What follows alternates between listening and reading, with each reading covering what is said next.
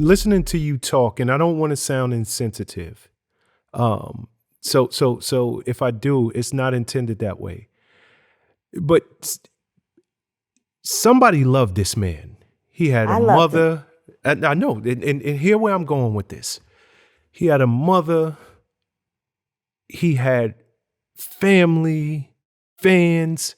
He had a child, and he had you. And you guys loved him. Did you find that, including yourself, people blamed you? And even when you looked at him, because I just listened to what you said, you just said maybe part of it was me. If I hadn't pushed co-parenting, if I hadn't tried to do all of it, maybe he'd be here today. If I hadn't gone to see him that night. I think about that all the time.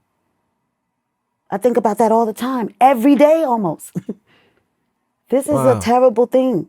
It's a terrible tragedy. Me and his mom were really, really good people together. We were good friends. I love that woman still to this day. And I'm really, really appalled that this happened. But this is my life. What can I do? Just try to push forward and try to help somebody else, hopefully. You know, I'll say this. Yes, people blame me. People in the industry. I remember I went to the Bad Boy reunion. Mm-hmm. Carl Thomas got me tickets. I went to the Bad Boy reunion, and I was hanging out with him at the hotel, and Cease came in. Cease didn't even speak to me. And I knew it had to do with this situation. I said, what up, Cease? I know it did. Because they knew this guy. Diddy was trying to manage, Jam Master Jay was managing my husband for a minute. R.I.P., man, this is hip-hop history, okay? Jam Master Jay was managing my husband for a while. He gave us a truck that we were driving, and when he got into that trouble that ended up taking his life, he called us and told him he was letting him out of his contract because he had got into some beef with some niggas, and he didn't know how the shit was going to turn out. This is real facts. Wow. So Diddy, at one point, was in competition trying to take my husband because he wanted to manage a boxer. And he wanted to take him from Jay. So Diddy, the whole organization, they knew me. I was working with Jack Knight and Stevie and Big. I worked on Biggie album, second album, you know? So they knew me. Seasoned him, they knew us as a power couple. They knew him to be a man that would lavish on me. You know? This dude didn't let me hold a bag, especially in public. In public, he was the epitome of a dope husband to the world. He wanted that because his thing, when you meet him, he would say, hey, I'm Ernest M16 Mateen, light heavyweight champion of the world, and my wife sings Put It in Your Mouth. Like that was his spiel. If anybody ever met him, they know that. So it hurt everyone. Yeah, I could only imagine, again, the way you described him, people loved him. Yeah. And, sometimes it's hard to separate the person that you know from the person that you, behind closed doors, knew. And because of the way it ended, I sympathize and I empathize with you. I guess I'll ask you this question before we move on. If things, taking into consideration everything that happened that night, he's pistol whipping you, he's beating you in the face, he's on top of you, your life is clearly in danger. Would you have done things different?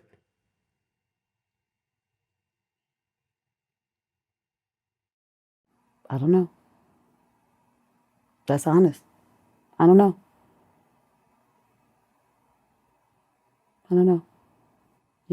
Sometimes I say maybe we shouldn't have got married because we didn't have an actual wedding. Or sometimes I say I should have pushed for the wedding so he would have had to, see other people. And this is something I want to say. Push for the wedding. Have the wedding. Even if it's small, intimate, have your loved ones there. so that you're holding each other accountable for you guys' happiness and stuff, you know? So it's not a secret. You know, my parents didn't really approve of him. So I went ahead and went to the courthouse and married him when I was pregnant. I regret that, you know? So yeah, there are things that I wish I had done differently.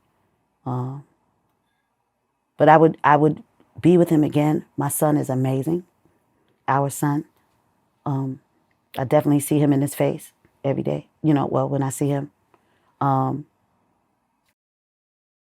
yeah, I did not kill him. How you know, especially in our communities, and you touched on this earlier, you know, we don't do the therapy thing the way that we should. And it wasn't until the last couple of years, if that, that it really became where the Things. stigma was not attached to it. Right. How do you move on from something like this? So musical therapy, you know, working, helping other people, helping the community, you know, watching my son grow, knowing that, you know, it wasn't a mistake. Our marriage, our coming together, us making a child, it wasn't a mistake. That's it.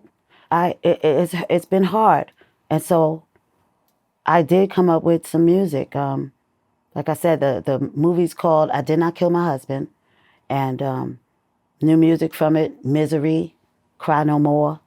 I've got music out on platforms. I've been working.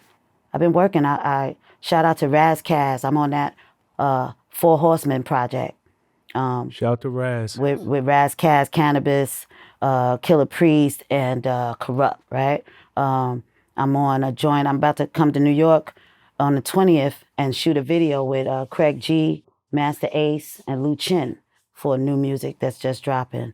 I got a show on November 18th. I got a show in New York on the 27th. I'm working, man. I've been making music, and I've been just staying true to who I am, and you know, when I go to the dark side, I bring myself back, you know? You know, you just said it best. Music therapy. We all have to find that thing that calms our spirit. We Yeah. all have to find that thing that, as human beings, puts us in the best place that we could possibly be in. Before I let you walk up out of here, I really want you to speak to somebody who finds themselves, woman or man, in a situation with somebody who they love, and they're being violated, but they're not talking to anybody. And I think that that's part of the problem. It is you keep it to yourself. So if anybody who's listening, who's watching this, they're in a domestic violence situation, no matter whether it is physical, mental, whatever it might be. Can you talk to that person? Yes, definitely tell someone. Even if you're uncomfortable telling anybody that this man knows, there are hotlines out here. Again, Whole Life Healing Center, you can call us. We will help. We helped a lady, somebody right here in Atlanta, man had beat this lady up and ripped her clothes off her. She was butt naked on the train. And the people called us, and we went and sent our people with clothes and got her into a shelter and everything. So there are people out here to help. You might think that you're alone, but you're not, and you're not the only person with this story. And we know it happens to men and women. We know it happens to same-sex couples and all of that. Tell someone, get out. Try not to let people alienate you, meaning keep you away from your friends and family. That's a sign, ladies and gentlemen. That's a sign.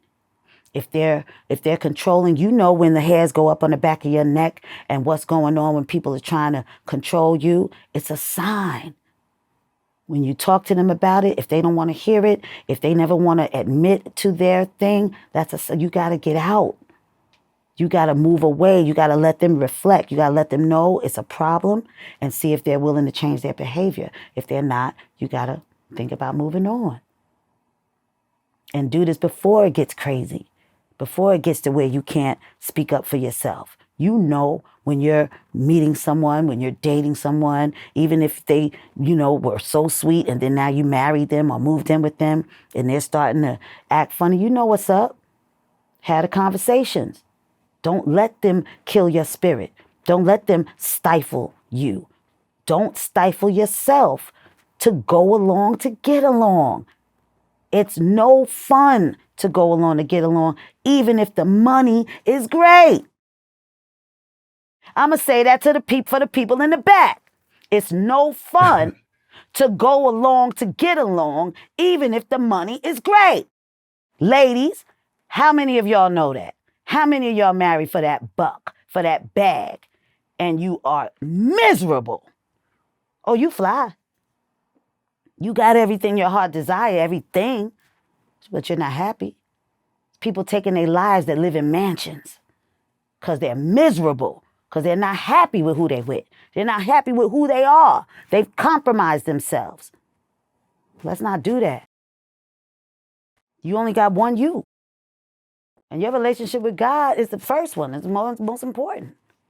And he don't want you doing stuff to hurt yourself. So come on, man. And if a person loves you, they're not going to control you. They're not going to stifle you. You're not going to have to change who you are. They make sure somebody loves you for you, good, bad, and ugly. I loved him for who he was, good, bad, and ugly. But he wanted me to be a way, or he wanted to, put me in this box. Yeah. I'm going to tell you, and we're going to end it here. Somebody needed to hear that. And maybe, just maybe,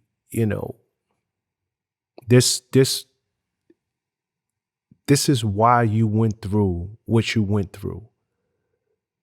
So that you could be a voice. You can be an advocate. You can be a person that sounds the alarm and spread the word for somebody who finds themselves in a situation before it gets too far.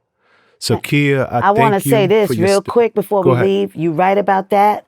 And I want to bring it full circle. So to put it in your mouth song, 27 years old, the young ladies that are out here being, the city girls, Nikki, all these chicks that are like rapper turn, stripper turn rappers and stuff like this, all these sexy girls, they love to put it in your mouth song. But a lot of them have gone through the domestic violence, or they have been. So I'm doing an all-girl New Millennium remix for Put It In Your Mouth, just so that I can mentor these ladies and holler at them and be someone they could talk to. You know what I'm saying? That will understand them from where they at. You know what I'm saying? People put a stigma on strippers and on all this type of stuff. Nah, you loved. You know what I'm saying? And let them know that they, they got a purpose. So yeah, man. I'm out here in these and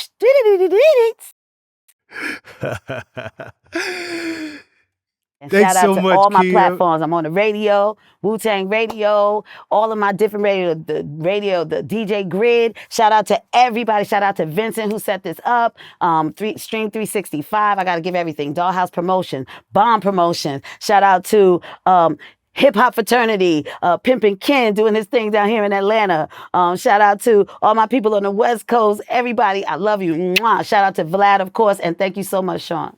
Appreciate you. Absolutely. Absolutely. Thank you so much, girl. Continue blessings and success. Yes.